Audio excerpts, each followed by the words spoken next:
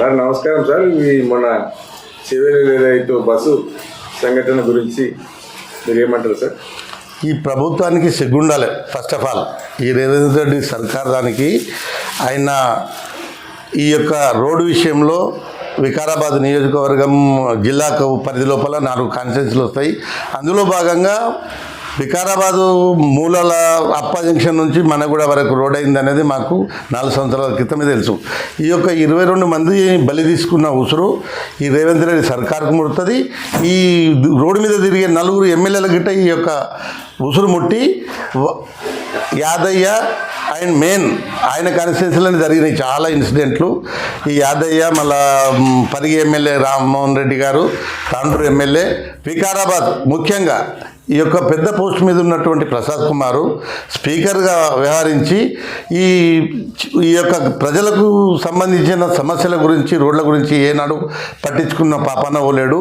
ఆయన కేవలం స్పీకర్ అయిందన్న దానిలో ఉన్నాడు కానీ కక్ష సాధింపు చర్యలు పాల్పడుతున్నాడు.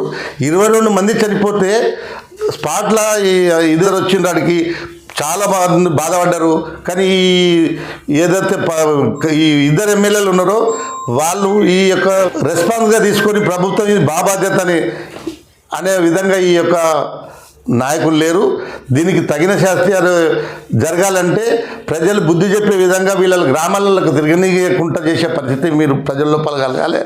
ఈ యొక్క 22 మంది చనిపోయిన దానిలో మాకు సంబంధించిన చుట్టాలు గిట్ట ఉన్నారు. తాండ్రు ఎల్లగౌడు వాళ్ళ కూతురు మాకు తమ్ముడవుతాడు. కానీ వాళ్ళ రోదన చూస్తే నాకు చాలా బాధాకరమైన విషయం. మరియు చిన్న పాప 4 నెలల తల్లి బిడ్డలు చనిపోయినారు. ఈ యొక్క ఉసురు ఈ యొక్క నాయకులకు ముట్టక తప్పదు. ఈ యొక్క చనిపోయిన వ్యక్తులకు పర్యావరణ పేరుతోటి కాలయాపన చేస్తున్న ఈ ప్రభుత్వానికి తగిన బుద్ధి చెప్పాలని చెప్పి ప్రజలను కోరుతున్నా. ఎటువంటి ఇబ్బంది అయినా కానీ వీళ్లకు ఎక్స్గ్రేషియా విషయం లోపల 5 లక్షలు 2 లక్షలు బిచ్చం ఇచ్చినట్లు ఇచ్చే పద్ధతి కాదు ఇది. మీరు మన ప్రభుత్వం నుంచి అడ్డమైన స్కీములు పెట్టి ఏదేదో చేస్తున్నావు. ఇటువంటి కుటుంబాలను ఆదుకునే బాధ్యత రేవంత్ రెడ్డి సర్కార్ మీద ఉన్నది. వికారాబాద్ నా జిల్లా అని చెప్పి చిగుళ్ళపల్లి గ్రౌండ్లో చెప్పిన రోజు ఉన్నది మీ ఎలక్షన్ మీటింగ్ లోపల.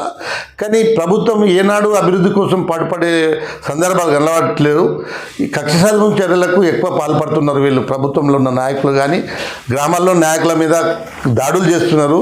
ఈ యొక్క 22 మంది చనిపోయిన వ్యక్తులకు న్యాయం జరిగే వరకు మేము గిట్ట పోరాడడానికి సిద్ధంగా ఉన్నాం. వీళ్ళకు ఎక్స్గ్రేషన్ ప్రకటించాలి అని డిమాండ్ చేస్తూ ఉన్నాం. దీని రోడ్డును పర్యావరణ శాఖకు సంబంధించిన లేదో కేసు వేసిందని కార్యాపన కాదు, దాన్ని క్లియర్ చేసి అతి త్వరలో ఈ యొక్క అప్పటి నుంచి మనగూడ వరకు 4 లేన్ రోడ్డును పూర్తి చేసేందుకే ప్రభుత్వానికి అని నేను కోరుకుంటున్నాను.